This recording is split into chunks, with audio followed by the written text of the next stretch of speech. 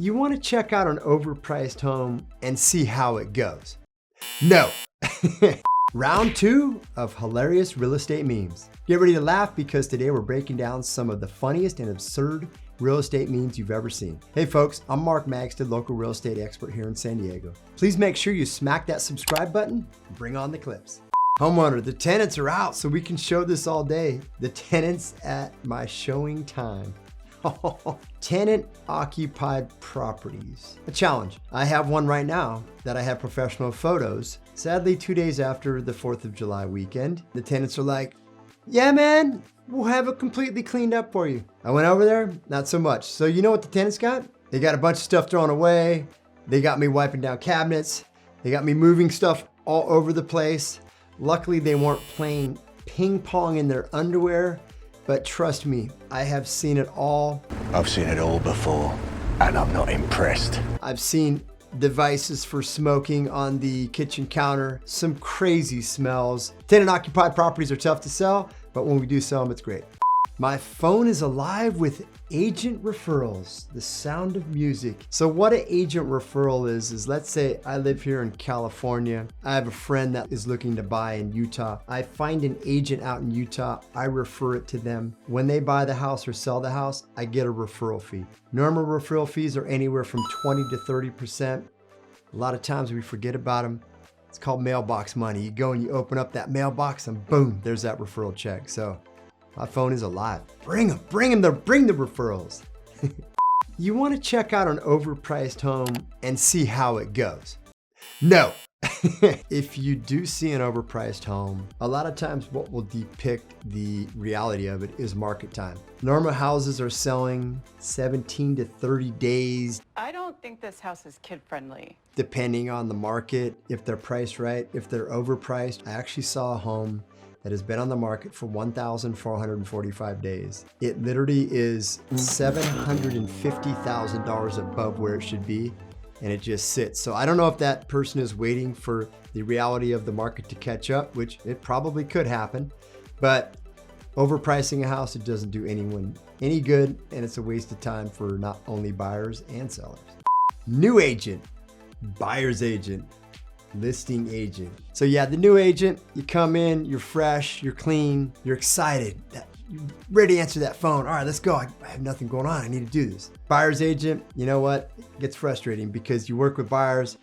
You're out there looking at everyone's listing. 6 properties here, 8 properties there. They're calling, hey, what about this one? What about that one? What about this one? It's tough. The listing agent, it's the way to go. You price a property right, you list it, you get some great photos, you stage it if it needs, boom, it sells in a couple days, full price, you get paid. I'm going listing agent, let's go. You think that buying a home is gonna be a really fun experience. You're gonna have a bad time. Okay, I don't wanna say bad, but real estate goes like this. We are counselors, we're marriage therapists, we're listeners, we're negotiators. The interesting part about a real estate transaction, there's never going to be one that's perfect. I maybe have had 2 that have gone like that. There's always little snags. There's quirkiness with the loan. Certain things in the home that need to be fixed and they're not willing to do it. Certain properties are this or that. So I don't want to say a bad experience, but let's just put it at buying a home will be an experience. This is actually a perfect meme because it is like skiing. Once you get it, it's fairly straightforward and you love it, like riding a bike. When you learn to ski, not so much.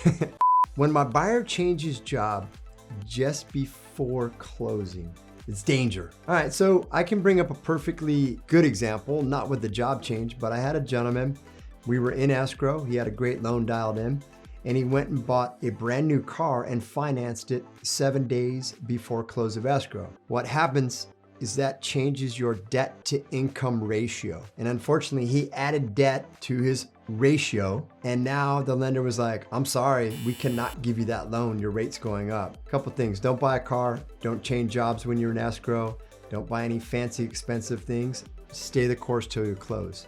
That's my advice.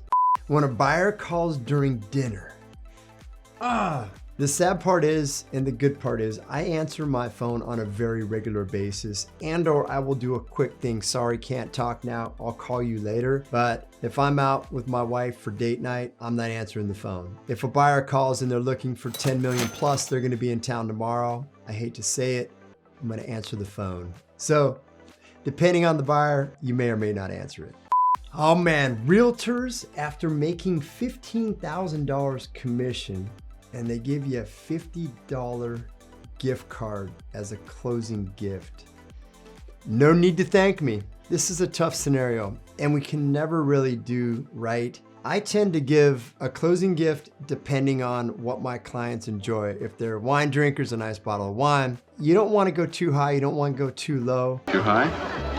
Too low. There have been times that I didn't give a gift because we made them a tremendous amount of money on their home, and it was a terribly challenging deal. We work hard. I know there's a lot of people that expect gifts, then there's others that don't expect gifts and they actually give us gifts. I try to do something nice for everyone, but then there's a lot of times that, clients are actually very happy with the amount of money they made in their house and they're like, let's go. So if you made $15,000 on a closing, what would you give as a gift? Let me know in the comments below.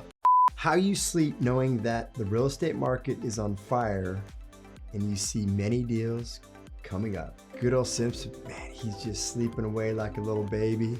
Got a little smile. You know what? It is true. I sleep great pretty much every night, but when the market's heating up, you're getting a great listing or you have a great buyer that's like, listen, let's lock something in.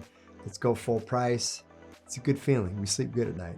You're a real estate agent. All you do is take pictures and post them on the MLS. There are lots of times that, we go out, you take a quick photo with your iPhone, which they are absolutely incredible photo, but 99.9% of the time we hire a professional photographer because the first impression on the internet looks great. Half the time you're gonna have shadows, you're gonna have this toilet seat up. Bottom line, do not take the photos unless you have to get in for a second and maybe you have professional photos coming a day or two later just to get it active and live. These memes were a little funny, a little crazy, and actually very accurate. Have you seen any other great real estate memes? Drop them in the comments below. Thanks so much for watching.